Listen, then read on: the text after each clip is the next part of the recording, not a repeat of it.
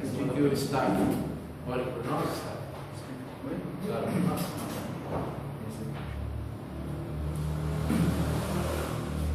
Ó Senhor, nós somos muito gratos ao Senhor, porque o Senhor nos permitiu mais uma vez estarmos juntos, reunidos como um corpo.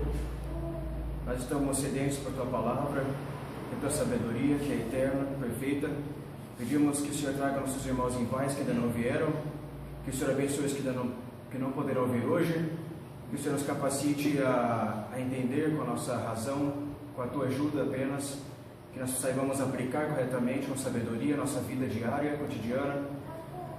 Pedimos que o Senhor abençoe o Kaique também, na iluminação, que o Senhor recompense o trabalho do nosso irmão, que tenha resultados frutíferos na nossa vida hoje, Senhor. Em nome de Cristo, amém. Amém.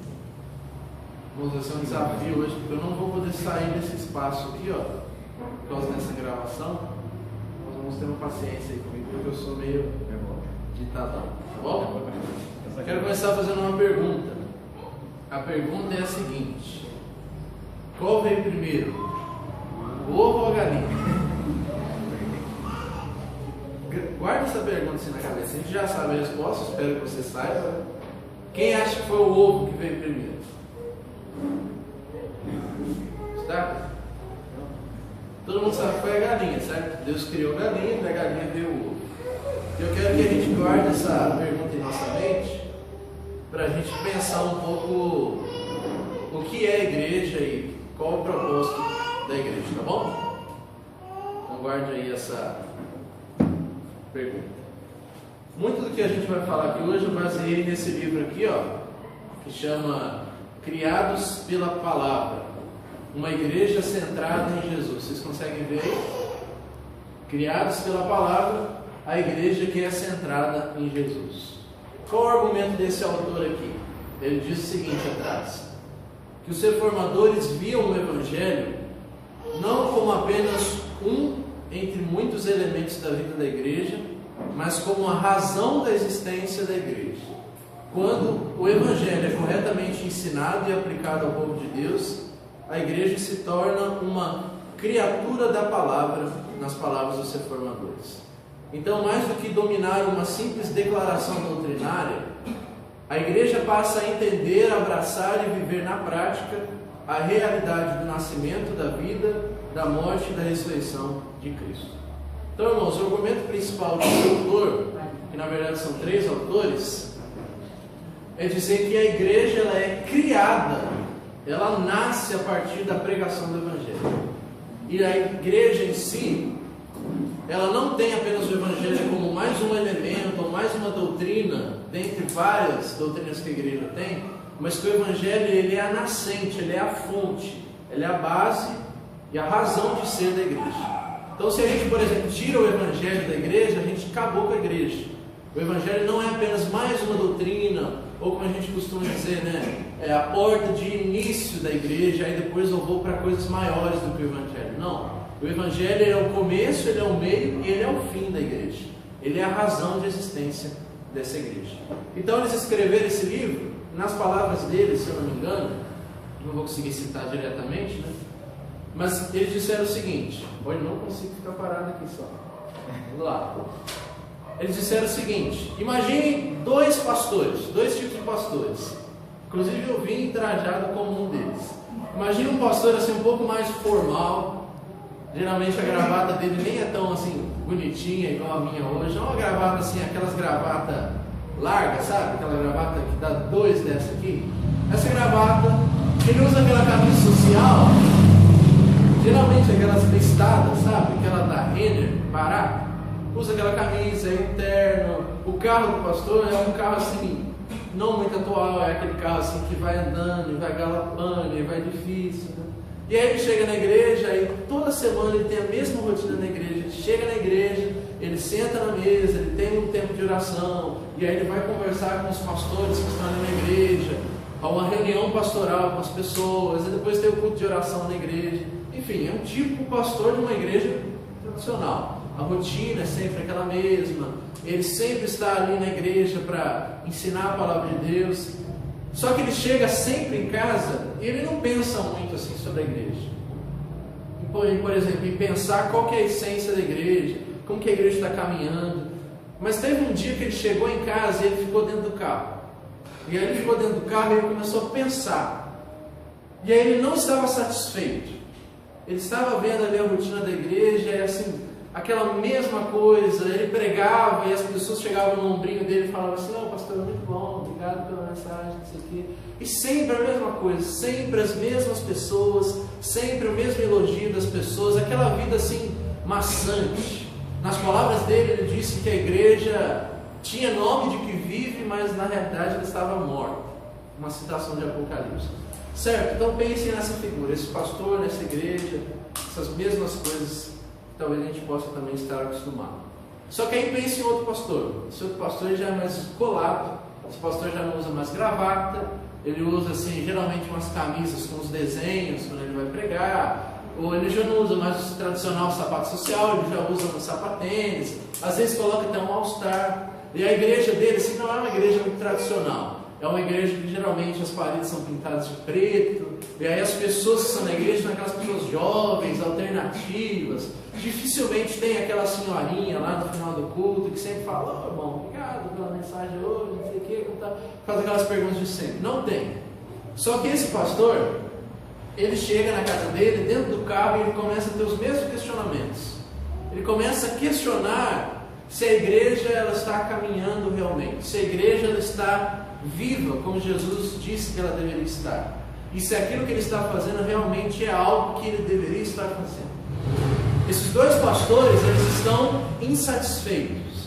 Por exemplo, nesse pastor que ele é o descolado, mais alternativo, né? Ele chega em casa e ele fala: "Qual vai ser a próxima série de mensagens que eu vou colocar aqui na igreja para atrair as pessoas?" Certo? Pensem nisso. Isso deve ficar muito claro na mente de vocês, para vocês entenderem assim a dimensão do que um pastor pensa e de como uma igreja ela começa a ser estruturada. Então o pastor está lá, ele chega dentro do seu carro, depois de uma série de mensagens, e ele começa a pensar: beleza, virou um mês. Qual vai ser a próxima série de mensagens agora que eu vou colocar para que as pessoas se mantenham ainda interessadas pela igreja? Porque eu preciso fazer alguma coisa para que as pessoas permaneçam vindo, para que as pessoas permaneçam achando algo interessante ou irresistível na igreja. Então, geralmente, a série de mensagens é 5 pontos que você deve caminhar ou ter na sua vida para você ser um crente feliz. Ou então, 7 passos para você alcançar a felicidade. Ou então, sexualidade segundo a palavra de Deus. E é só que ele está cansado, porque no ano, se ele for parar para pensar, dentro de um ano ele parou para criar uma série de mensagens 5 vezes sobre o tema de sexualidade. Por quê? Porque é o tema que atrai as pessoas. Então ele coloca série de mensagens, e aí ele enfeita o púlpito atrás, ele faz decoração, as pessoas ficam divulgando na internet, e aquilo chega a cansar. A gente já não aguenta mais ter que ficar tentando produzir alguma atmosfera na igreja, ou atrair as pessoas, onde a gente já não consegue mais atrair simplesmente pregando o livro preto, certo? E aí o outro pastor tradicional, ele está cansado, igual esse pastor alternativo, mas ele está cansado de simplesmente ficar pregando esse livro preto. Ele não fica enfeitando o púlpito atrás, ele não fica fazendo vídeos de divulgação na internet, não. É aquela coisa, a mesma coisa toda semana, aquele sermãozinho, etc. Sempre o mesmo texto, ele vai citando, ele prega a Bíblia, mas é sempre o mesmo texto, certo? Fica claro essas duas figuras? Eles escreveram esse livro para a gente resolver isso. Porque nenhum desses dois pastores está construindo uma igreja saudável. Por que eu estou dizendo isso? Nem o pastor que prega, por exemplo, esse livro preto, todo dia, mesmo domingo, e prega até expositivo às vezes. Mas se a igreja dele não está sendo edificada sobre uma coisa essencial, ele pode estar simplesmente construindo uma igreja com base em ensinos morais da palavra de Deus. Então, por exemplo, ele sempre vai chegar aqui e vai pregar o texto de Hebreus e vai falar: vocês precisam se santificar para alcançarem a salvação, para chegarem ao céu, enfim. Ele falta um elemento essencial na prática de igreja dele. E aí o pastor alternativo, ele sempre quer inovar, ele quer criar uma série de mensagens para atrair as pessoas. Só que ele está cansado disso. Ele está cansado também de tentar produzir algo que ele não está conseguindo produzir. Porque ainda que ele veja, por exemplo, uma igreja que comporta 60 pessoas, e aí ele vê que no domingo, quando ele criou aquela série de mensagens assim bombástica, ele divulgou na internet, e aí veio 80 pessoas na igreja, 30 pessoas que não são nem membros, e eles estão participando, etc. Ok, passou uma semana, 2, 3, um mês, 2, ele está vendo a igreja crescendo, pessoas chegando, que ele nem vê da onde, mas a igreja está crescendo. Mas a pergunta é, será que essa igreja está crescendo de forma saudável? Porque ele começa a olhar para as pessoas, geralmente ele nem conhece as pessoas que estão chegando, geralmente ele vê que existe um crescimento numérico, mas não está existindo um crescimento realmente espiritual, um crescimento onde as pessoas estão sendo baseadas na palavra de Deus. Então, esses pastores aqui, bem conhecidos, Matt Chandler, Josh Patterson e Eric Geiger, eles escrevem esse livro para mostrar em que a igreja deve ser baseada. E aí o argumento deles é que a palavra de Deus é que vai criar a igreja, e a igreja que a palavra de Deus cria é uma igreja que é centrada em Jesus. Certo? Que é o que a gente está tentando desenvolver aqui. Uma igreja bíblica e saudável não é apenas uma igreja onde, por exemplo, a gente não tem muitos shows na igreja, é uma igreja simples, sempre com pregações da palavra. Não necessariamente essa é uma igreja saudável. Uma igreja saudável é uma igreja onde as pregações e tudo que a igreja faz é baseado, é centrado na obra de Jesus Cristo. Então, por exemplo, é algo que a gente tem falado aqui às vezes. Quando a gente vai ofertar, eu posso simplesmente pegar o texto bíblico aqui e chegar para vocês e dizer, irmãos, a Bíblia diz que vocês devem ofertar, certo? E aí imagina uma igreja que está ofertando constantemente. Perfeito. Não necessariamente essa é uma igreja saudável no quesito de ofertas. Porque uma igreja que é saudável no quesito de ofertas é uma igreja que contribui, mas que contribui por causa de algo que Jesus fez. Então, quando as pessoas da igreja elas vão contribuir, elas lembram de algo que Jesus fez, e é por isso que elas fazem algo. Não simplesmente fazer porque eu tenho que fazer, mas tudo que eu faço, tudo que acontece na igreja, o culto de oração, os cultos de escola bíblica, os cultos de pregação, tudo isso é baseado em Jesus. Isso é uma igreja saudável. Isso é uma igreja, em outras palavras, uma igreja apostólica. Certo? Tudo deve estar centrado no Evangelho, em Jesus. Por isso que eu fiz a pergunta do qual veio primeiro, o ovo ou a galinha? Porque se a gente for examinar as igrejas atualmente, e eu espero que a nossa igreja possa caminhar numa reta diferente, as igrejas hoje elas estão enfatizando na igreja o ovo e não a galinha. Elas estão enfatizando o que a galinha pode produzir e não o que é a galinha em si. Por exemplo, você pode pensar numa outra ilustração. Nessa aqui a Sabrina me ajudou. Pense no corpo humano. Pense em todos os órgãos. Falem aí alguns órgãos que o corpo humano tem. Coração, ok? Mais. Rim, pulmão. Fígado. Mais. Acabou? Baços? Para que serve o baço? Brincadeira, serve bastante. Inclusive o pai da Sabrina está com problema no baço. Cabeça? Qual é o órgão mais importante do corpo humano? Coração. Cérebro. Mas existe um conflito pessoal. Qual é o mais importante? O cérebro ou o coração? Coração. Tem gente que tem morte cerebral, né? Fica vivo. Coração, cérebro? A ciência diz que é o cérebro. E a gente tem que concordar com isso. Por quê? Porque, por exemplo, quando as pessoas queriam matar alguém antigamente, o que elas faziam? Aquelas mortes rápidas, especialmente romanos ou vikings, enfim. O que eles cortavam? Cabeça. E geralmente, até quando você corta a cabeça de uma galinha, o que acontece? A galinha ela sai andando, né? Sem cabeça ela sai andando, mas momentaneamente. Ela não fica andando para sempre, né? Não é um zumbi, por exemplo. Por quê? Inclusive a ciência, por exemplo, ela, fazendo os estudos, ela descobriu que o que dá direção e vida para o ser humano não é o coração em si. O coração ele bombeia o sistema de circulação do corpo. Mas o que dá vida para a pessoa é o cérebro. A partir do momento que ela tem morte cerebral, ainda alguns órgãos ela pode continuar sobrevivendo, mas aquela pessoa já não é mais pessoa. Porque a importância do cérebro.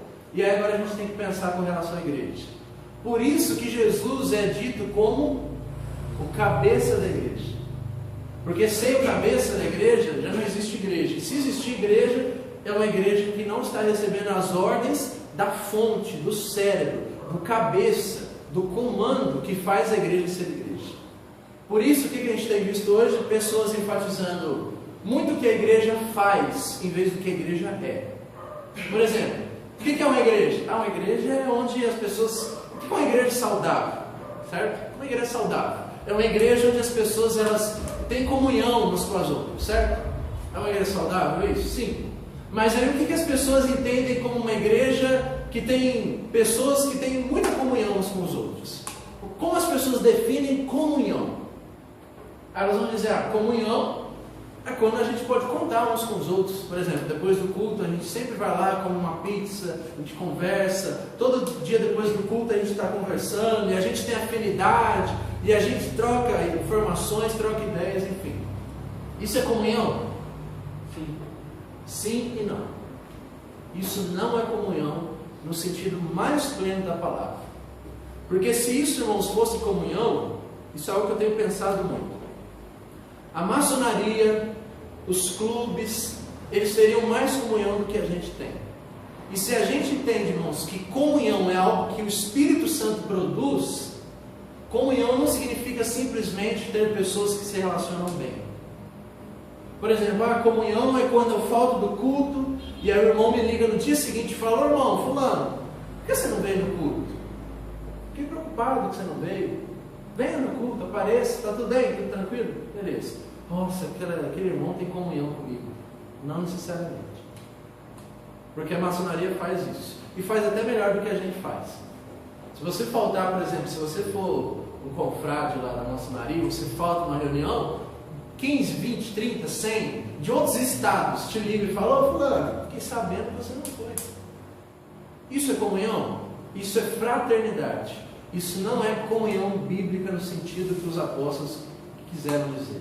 Porque o que significa comunhão biblicamente, apostolicamente? Relacionamentos onde Jesus é o centro. É isso.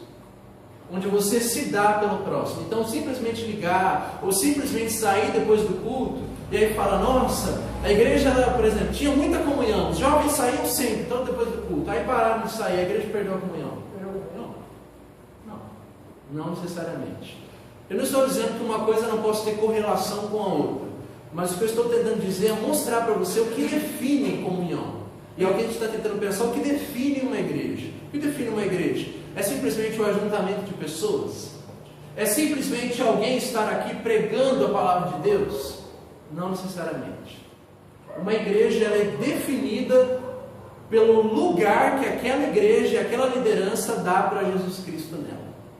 Isso define uma igreja saudável. Qual é o lugar que Jesus Cristo ocupa naquela igreja?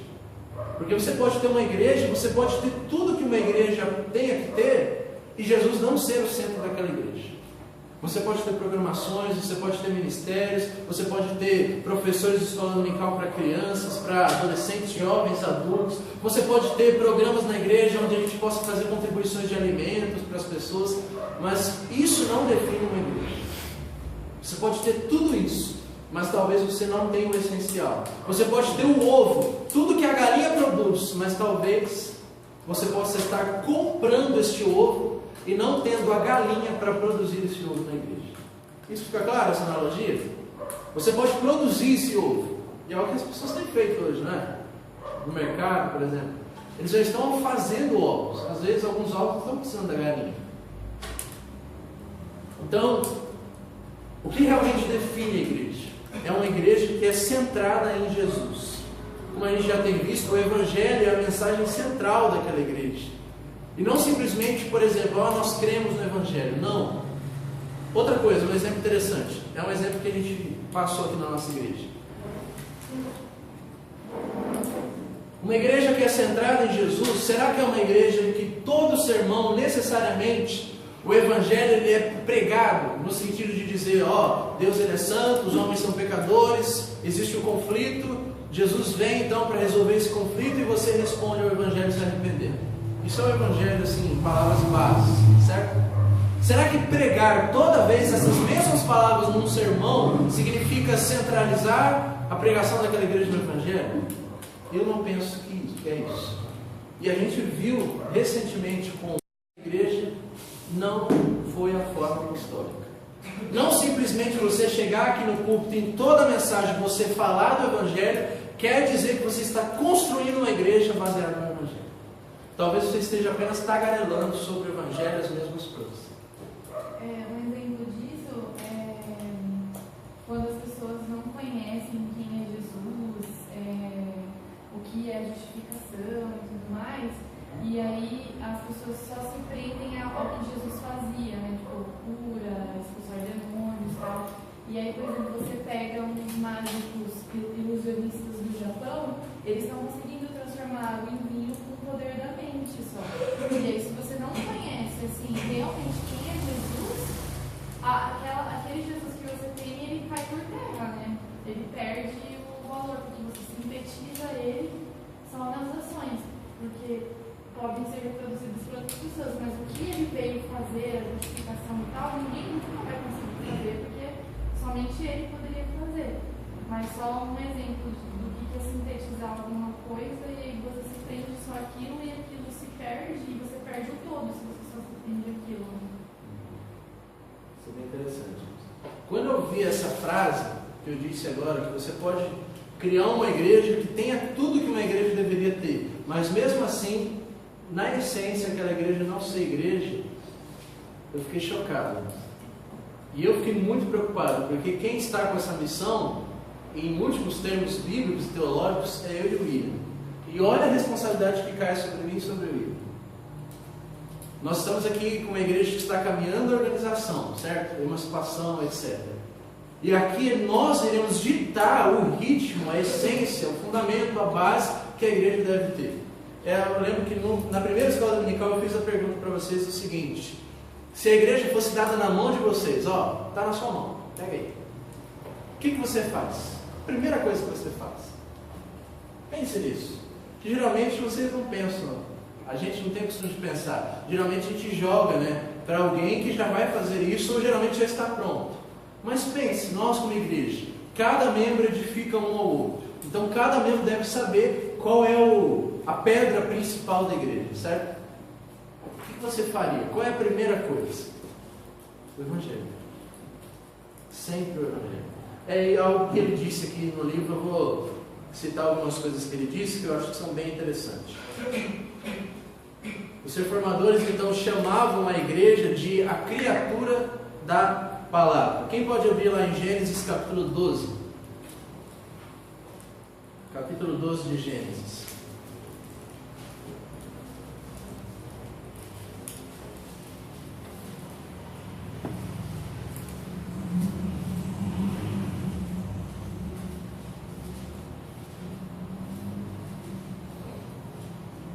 Versículos 1 e 2. Ora, o Senhor disse a Abrão, sai-te da tua terra e da tua parentela e da casa de teu pai para a terra que eu te mostrarei, e far-te-ei uma grande nação, e abençoar-te-ei, e engrandecerei o teu nome, e tu serás uma bênção. Perfeito. O que esse texto está ensinando para nós, em termos básicos? Quem quer participar? O que esse texto ensina para nós? A providência que Deus proverá. Proverá para quem, no caso do texto? Para Abraão. Para Abraão, certo? Qual é a promessa que Deus dá para Abraão? Faria dele uma grande nação, faria dele um povo, certo? Deus iria construir um povo. Como que Deus faz para construir esse povo? Ele disse aí: como que ele faz para dar origem a essa nação, para formar esse povo? Separando eles, certo? De outras pessoas. Como que Deus fez isso? Falando. Não é isso? Ele fala para Abraão, e aí então com a palavra dele ele separa o povo para ele. Certo? Isso que é a igreja. É a palavra de Deus que vem e ela forma um povo, ela separa um povo. Certo? Agora, se essa palavra que vem não é uma palavra que está centrada no Evangelho, o Evangelho é a essência, você pode criar qualquer tipo de povo, mas não uma igreja. Se eu estou aqui na igreja, por exemplo, e simplesmente ensino a conduta que vocês devem ter lá fora, em relação ao trabalho de vocês, vocês não podem mentir, vocês não podem roubar, simplesmente ensinando esses aspectos morais, eu não estou construindo uma igreja. Estou construindo uma associação de pessoas que buscam viver de uma forma correta, mas não necessariamente uma igreja. O que define um lugar que é uma igreja? Uma igreja é uma reunião de pessoas onde eles vivem para adorar e viver segundo a mensagem de Cristo. Nós somos transformados pela mensagem de Jesus. Por isso que, por exemplo, como que os cristãos eles se relacionam com relação ao casamento? Eles não se relacionam no aspecto moral do casamento, simplesmente. Quando Paulo vai ensinar sobre o casamento, o que ele faz? Ele diz: irmãos, vocês aqui que são cristãos, vocês foram chamados por Deus, certo? Vocês foram congregados por Ele pela palavra que atraiu vocês. Como vocês devem viver o casamento agora? Vocês devem se lembrar de Jesus Cristo. Como que Jesus Cristo se relacionou com a sua noiva? Assim, marido, se relacione com a sua esposa da mesma forma que Jesus se relacionou com a dele. Você, esposa, como que a igreja deve se relacionar com o seu marido? Com Jesus. Como que a igreja faz isso? Da mesma forma, você, esposa, deve se submeter ao seu marido. Tem vários outros textos. Por exemplo, quando a palavra de Deus diz que nós devemos ser santos como Ele é santo, certo? Qual é a ordem? Sejam santos. Não é isso? Mas qual é a base dessa ordem? Sejam santos assim como Ele é santo. Então não é simplesmente uma ordem que diz para você ser santo.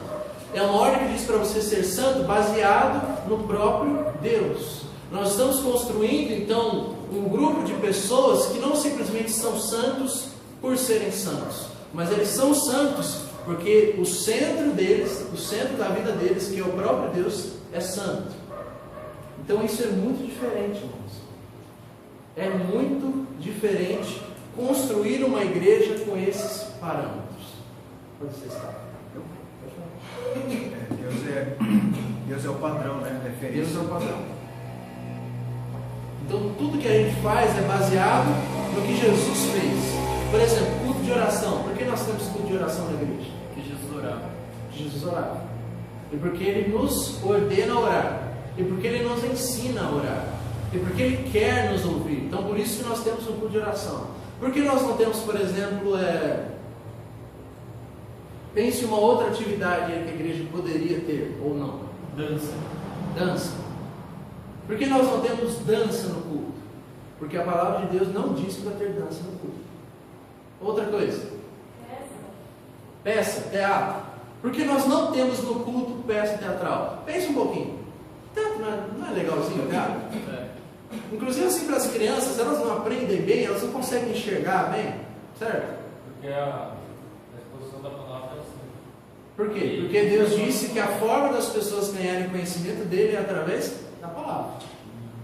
E aí as pessoas, não, mas o teatro ele ensina tanto, o teatro ele é visual. Legal, você está querendo ser mais inteligente do que Deus. Você está querendo ser mais sábio do que o próprio Deus. Deus sabia disso, mas ele falou assim, eu vou deixar eles se desenvolverem. Não, tudo que nós temos na igreja é porque a palavra de Deus que nos criou diz o que deve ter na igreja. O primeiro já fala, Cristo é o verbo. Cristo é o verbo, né? Cristo não é a dança. Cristo é a palavra. É isso que eu quero que fique bem gravado na mente de vocês. Olha o que disse Martinho Lutero, por exemplo. São as promessas de Deus que formam a igreja, e não a igreja que forma as promessas de Deus. Em outras palavras, a gente poderia dizer o seguinte: é a palavra de Deus que forma a igreja, e não a igreja que forma a palavra de Deus. Talvez você não tenha entendido muita coisa, mas esse diálogo de Lutero foi a essência do diálogo que fez com que Lutero rompesse com a igreja católica. Por quê? Porque Lutero dizia o seguinte: olha, nós só devemos crer naquilo que a palavra de Deus diz que nós devemos crer. E a igreja católica dizia o seguinte: não, nós devemos crer naquilo que a palavra de Deus diz que nós devemos crer, mas nós também devemos aceitar a tradição católica. Lutero falou não, e a igreja católica falava sim. Qual é a essência do diálogo de Lutero? Ele começou a parar para pensar e ele disse o seguinte: espera aí, quem criou a igreja? Foi a tradição? Não, foi a palavra. A palavra ela vem antes da igreja. O evangelho ele vem antes da igreja.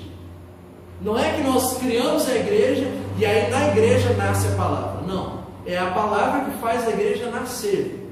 Então isso nos diz qual é a natureza da igreja. Por exemplo, um exemplo que vocês vão entender bem, eu espero, né? Pense aí no parque ecológico, certo? Quero dizer algumas coisas sobre o parque ecológico.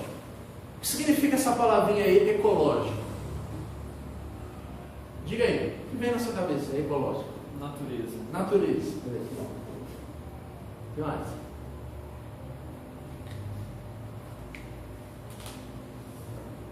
Só vem natureza. E eu acho que é isso.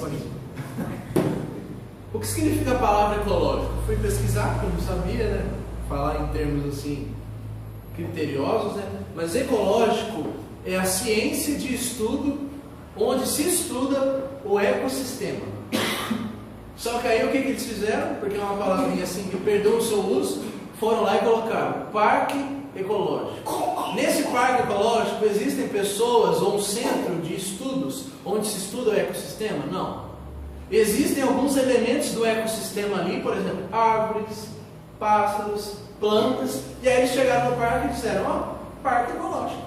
Mas não é parque ecológico.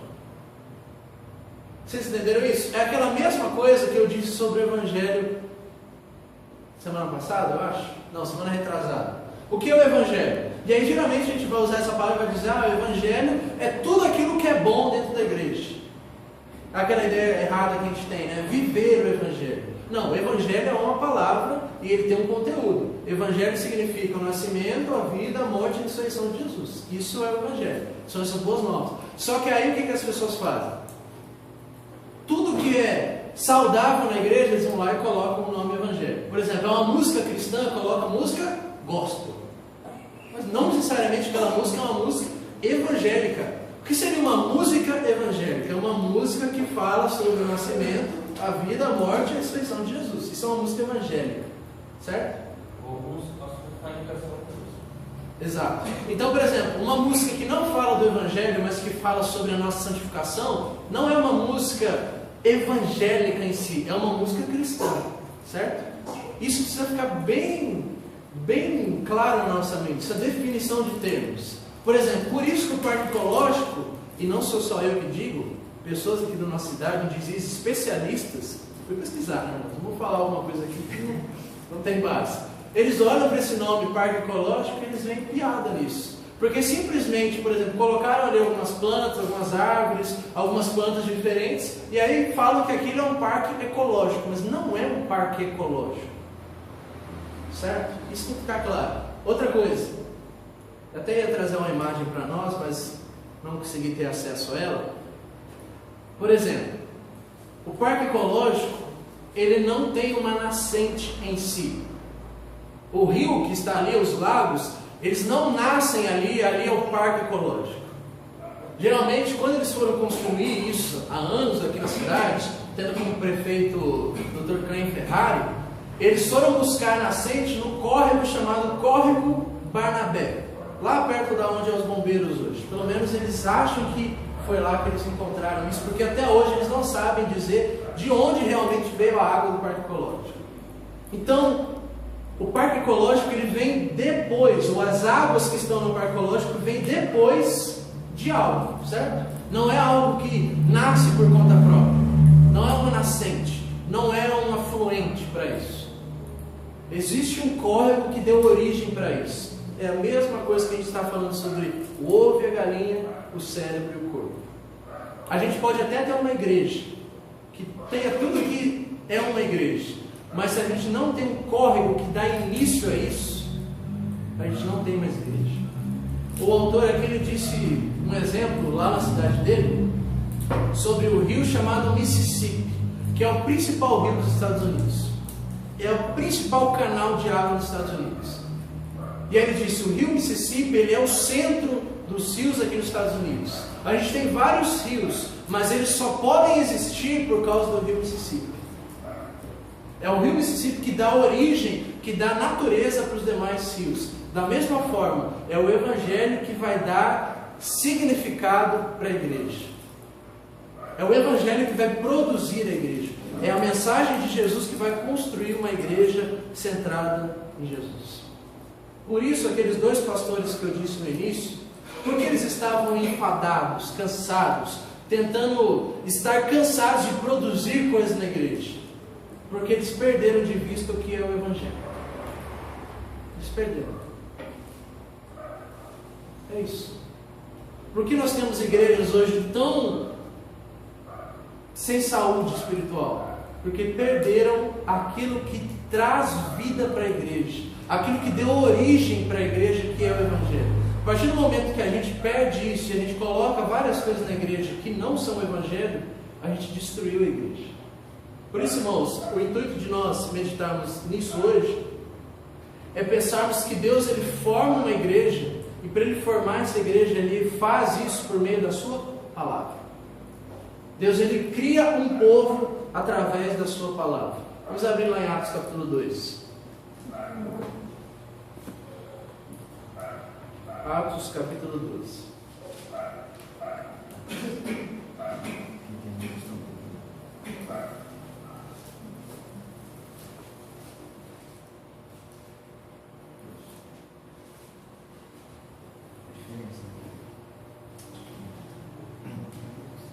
Olhe comigo aí, versículo 37 em diante. A partir do 37 é a consequência do sermão do apóstolo Pedro, né? Então, ouvindo eles essas coisas, o sermão de Pedro, compungiram-se em seu coração e perguntaram a Pedro e aos demais apóstolos: que faremos, irmãos? Respondeu-lhes Pedro: arrependei-vos e cada um de vós seja batizado em nome de Jesus Cristo para a remissão dos vossos pecados, e recebereis o dom do Espírito Santo, pois para vós outros é a promessa para vossos filhos e para todos os que ainda estão longe, isto é, para quantos o Senhor nosso Deus chamar. Com muitas outras palavras deu testemunho e exortava-os dizendo: salvai-vos dessa geração perversa. Então, olha o versículo 41.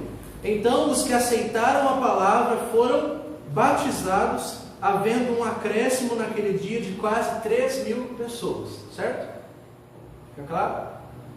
Pedro prega, as pessoas ouviram o sermão, se arrependeram e se converteram a Cristo. Versículo 42.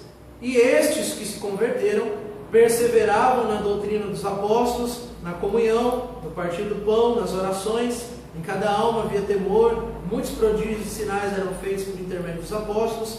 Todos os que creram estavam juntos e tinham tudo em comum, vendiam as suas propriedades e bens, distribuindo o produto entre todos, à medida que alguém tinha necessidade.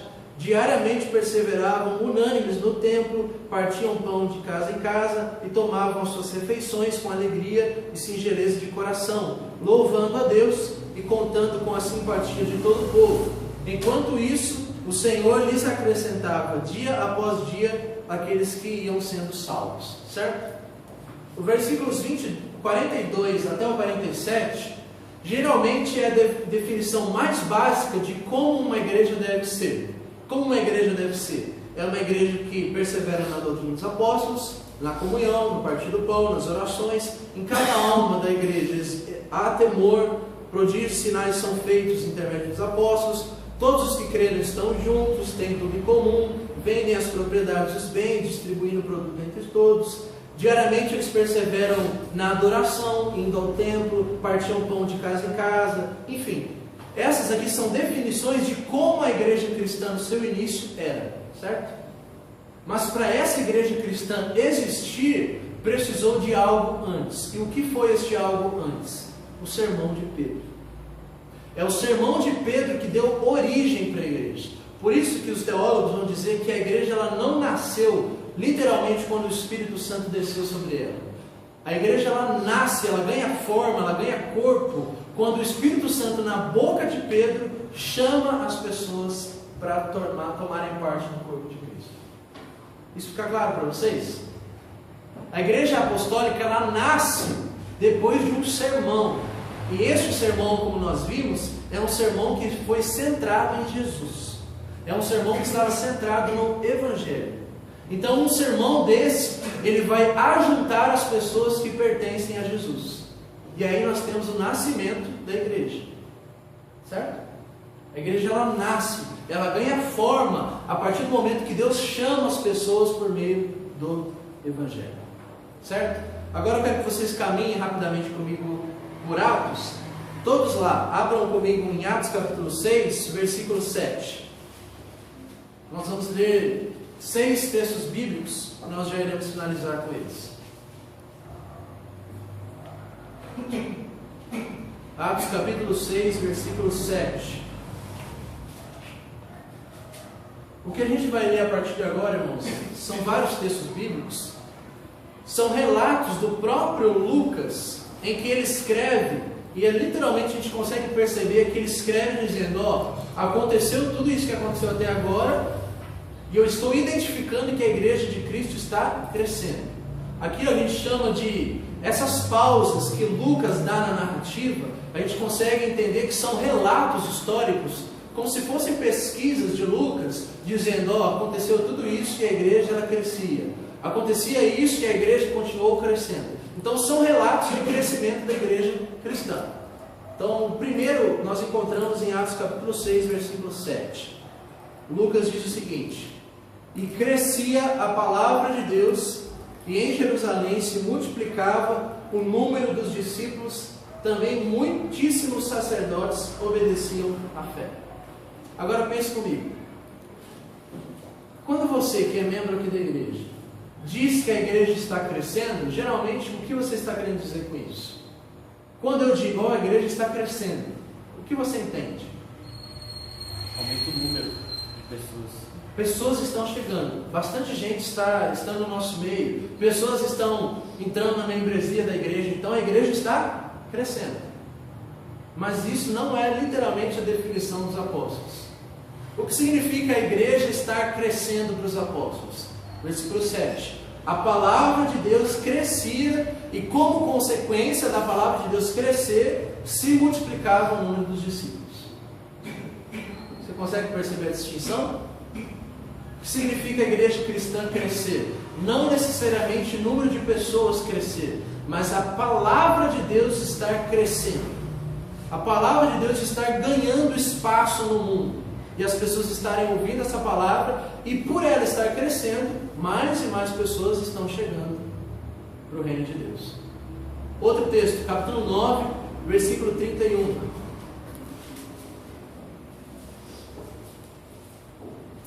É uma outra pausa de Lucas no texto de Atos. Atos capítulo 9, versículo 31.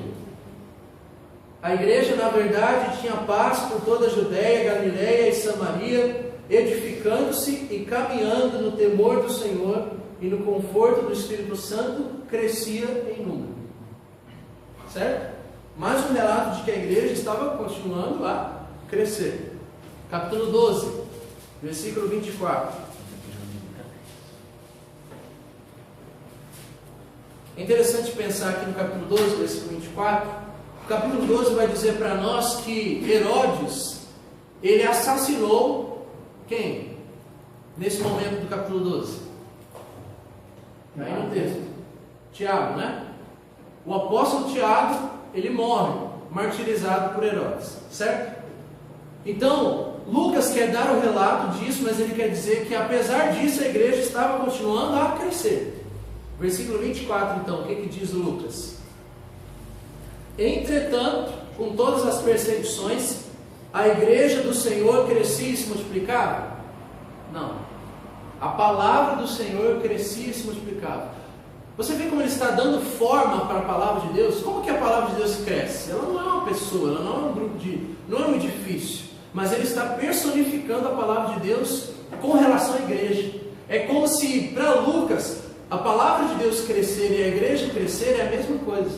A gente não pode separar as duas coisas. Porque se a igreja cresce, é porque a palavra de Deus está crescendo. Vocês percebem isso? Entretanto, a palavra do Senhor crescia e se multiplicava. Capítulo 16, versículo 5.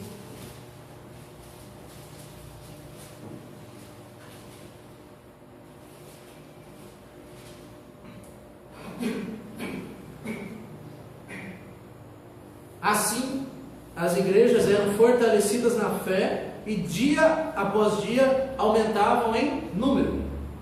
Agora, como que Lucas está dizendo que a igreja está crescendo? Ele diz aqui que a igreja estava sendo fortalecida na fé, certo? Como que a igreja estava sendo fortalecida na fé nesse contexto? O apóstolo Paulo estava visitando cada uma das igrejas que ele foi, entregando um documento que falava a respeito da doutrina cristã. Olha, é isso que a gente pensa com relação a isso. E a partir do momento que ele estava visitando igreja por igreja, falando do Evangelho, Lucas diz que assim as igrejas estavam sendo fortalecidas. Como elas estavam sendo fortalecidas? Pela palavra, pela pregação. Atos capítulo 19, versículo 20.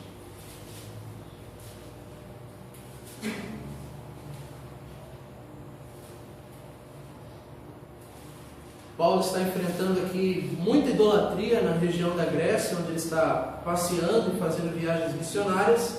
Mas no versículo 20 do capítulo 19, Lucas diz: assim a palavra do Senhor crescia e prevalecia poderosamente. Mais uma vez, que a palavra de Deus crescendo. E para finalizar, capítulo 28, versículos 30 a 31, é o último relato de Atos, que diz que o apóstolo Paulo já está em Roma, onde ele vai ser morto ali pelos romanos, mas o apóstolo Lucas, né, a gente pode dizer assim, o apóstolo Lucas quis mostrar para os leitores que ainda assim, ele estando em Roma preso, a igreja estava continuando a crescer. Capítulo 28, versículo 30 a 31. Por 2 anos, Paulo permaneceu em sua própria casa que alugara, onde recebia todos aqueles que o procuravam. E ele pregava o reino de Deus e com toda intrepidez, sem impedimento algum, ensinava coisas referentes ao Senhor Jesus Cristo. Então, como que a igreja continuava crescendo? Porque o apóstolo Paulo ainda estava continuando a pregar sobre Jesus Cristo. Eu quero que vocês então tenham isso bastante gravado na mente de vocês. Eu trouxe aqui alguns livros, por exemplo, que têm saído recentemente. Isso aqui chama Igreja Centrada. É um livro onde o autor busca tentar trabalhar quais são as características de uma igreja que está centrada no Evangelho e na Palavra de Deus. Então você vê, mais pessoas preocupadas com isso. Outro livro, Cristianismo sem Cristo. Esse livro é sensacional, amigos, do autor chamado Michael Horton. O argumento principal desse livro é o seguinte: nós hoje estamos vivendo um cristianismo onde nós deixamos Jesus Cristo de lado. Nós temos tudo que uma igreja cristã tem: louvores, palavra, pregação, mas das nossas igrejas o centro já não é mais Jesus. Nós podemos ser cristãos desprezando a Jesus. Cristianismo sem Cristo. O segundo livro, que é o segundo livro da série desse, é este: A Vida Segundo o Evangelho. Como nós podemos trazer então Jesus para a nossa vida, viver para a glória de Jesus, Jesus centralizado em nós. Outro livro, O Evangelho no Centro. Como desenvolver um ministério e uma fé prática baseada no Evangelho de Jesus. Como construir uma igreja onde o Evangelho é o centro dessa igreja. Outro livro, J.I. Packer, um renomado teólogo anglicano. Firmados no Evangelho. Como nós edificamos crentes à moda antiga. Esse livro fala exclusivamente sobre catequese. Como que nós podemos fazer discípulos à moda antiga? Centralizando o Evangelho. Firmados no Evangelho. Outro livro, 9 marcas de uma igreja saudável. Uma das principais marcas de uma igreja saudável é que o Evangelho é o centro da pregação dessa igreja. Mais uma coisa, certo? Outro livro, pastor Ricardo Agreste, Igreja, tô fora. Ele escreve um relato sobre vários pensamentos que as pessoas têm tido a respeito de igreja hoje. E aí eles dizem, por exemplo, a igreja é um hospital. Vocês já ouviram isso? Sim. E a gente já falou isso, a igreja é como se fosse um hospital. Será? Eu quero ler aqui para os irmãos. No hospital, a base do hospital é a tradição. O pastor, no caso dessa igreja, se for comparado com o hospital, ele é o capelão. Os membros, eles são como pacientes. O papel do pastor é consolar. A relação entre o pastor e os membros é de visitação. A visão da cultura é que tudo lá fora é doente, traz problema, é um inimigo para nós. Sucesso dessa igreja é o bem-estar das pessoas. No hospital é isso, né? Como você sabe que o hospital ele tem sucesso? Quando as pessoas estão com saúde, certo? Quando as pessoas estão bem, não necessariamente biblicamente. Como a gente sabe que essa igreja está crescendo, se essa igreja é um hospital? É um crescimento biológico, físico, etc, etc. Vocês já ouviram a comparação entre igreja? A igreja é como se fosse uma pequena empresa. Já ouviram isso? Como que a gente pode ver uma igreja que é uma pequena empresa? A igreja é uma sociedade de consumo onde as pessoas chegam para a igreja para receber. Então eu vim aqui para receber. Se eu não gostei, o que eu faço? Eu saio. Porque não é assim no comércio? Você não gostou daquela mercadoria, não gostou daquela loja, você procura outra loja. Não é isso? Será que a igreja então é uma pequena empresa? Não. O pastor ele é como se fosse um chefe executivo. Os membros eles são clientes. O papel do pastor é impactar as pessoas. O culto já não é mais um culto, é um evento. A visão da cultura é que a cultura é um aliado. O estilo musical é o pop gospel. O sucesso ele é baseado em número, em crescimento numérico das pessoas. E a reprodução é como se a igreja fosse uma franquia. A gente abre uma franquia ali, abre outra franquia ali, etc, etc. Então, nós temos perdido um pouco essa ideia de que é uma igreja saudável. Geralmente a gente olha a igreja como se fosse um hospital, como se fosse uma empresa, e é aí que está o problema. Nós olhamos para a igreja com outros olhos, não naquilo que a igreja é em sua essência. Amém? Amém. Vamos curvar nossas cabeças e